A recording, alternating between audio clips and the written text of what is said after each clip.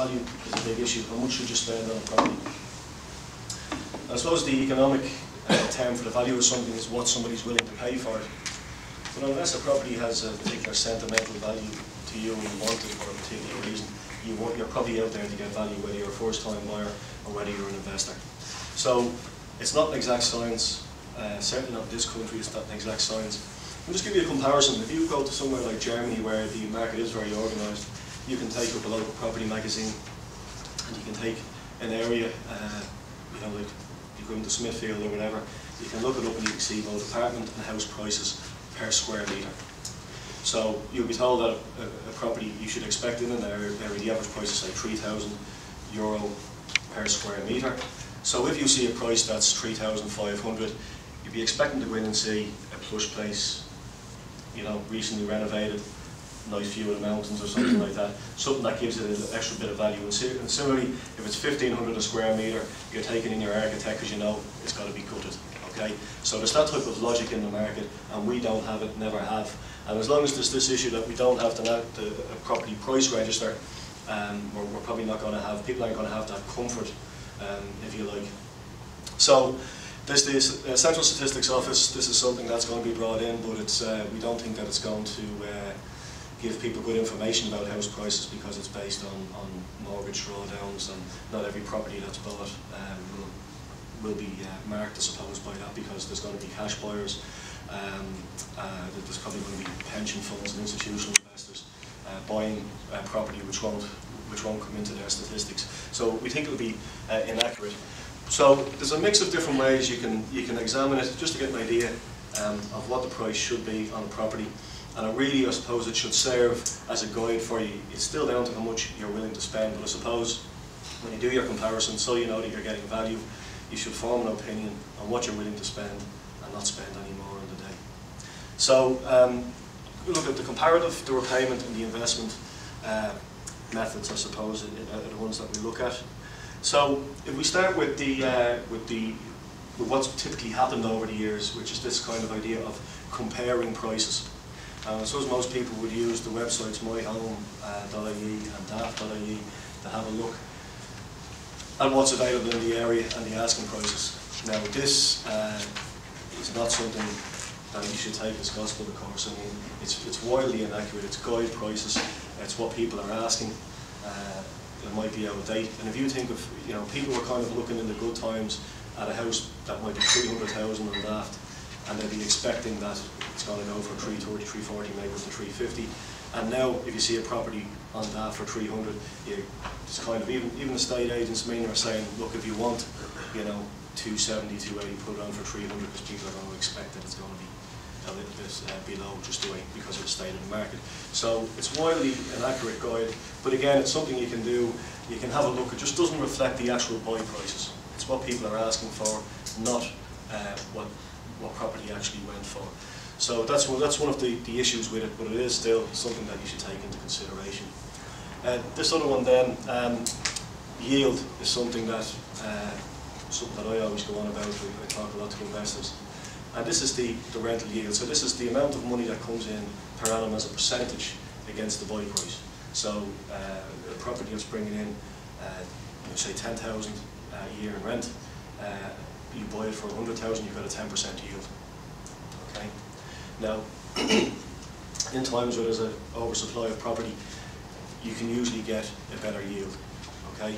So in places like city centre, commercial property, maybe good residential, in the past you might have only expected a 2 or 3% yield.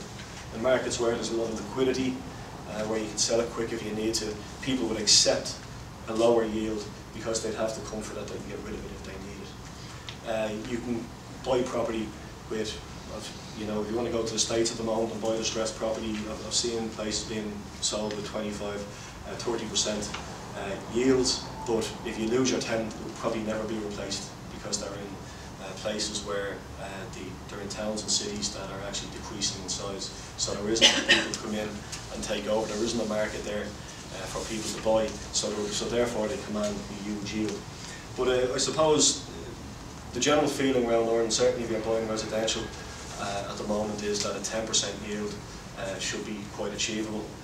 That's a 10% yield, and if you take a long-term view, 10, 15 years, you should be able to get some capital appreciation if you're an investor. That's a fairly acceptable return. And again, for somebody who's a house buyer, it's just something that they should take into consideration. Have a look at what it would rent for if say you couldn't meet mortgage repayments and you needed to move out. Would the rent cover the mortgage for you? So I suppose when looking at yield, it's also important to compare the interest rate that you're paying. Okay, so if you borrow with 4.5% and get a 10% yield, there's a spread there, so there's an element of comfort for you. So that's something to take into consideration.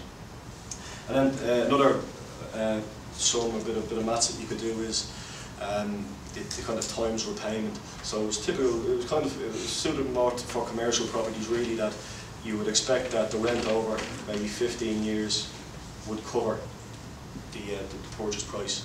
Now, we would feel maybe with residential property that should probably go to 20 times.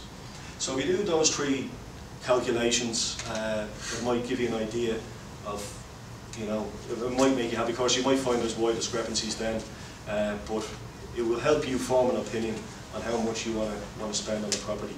And it's about, and where there's a lack or there's a vacuum of information on buy prices, it's just something to give you a bit of a guide. So, as this was saying there, multifaceted approach to valuation. Have a look at all these factors. Other things that you can look at as well is how far do they fall from the peak.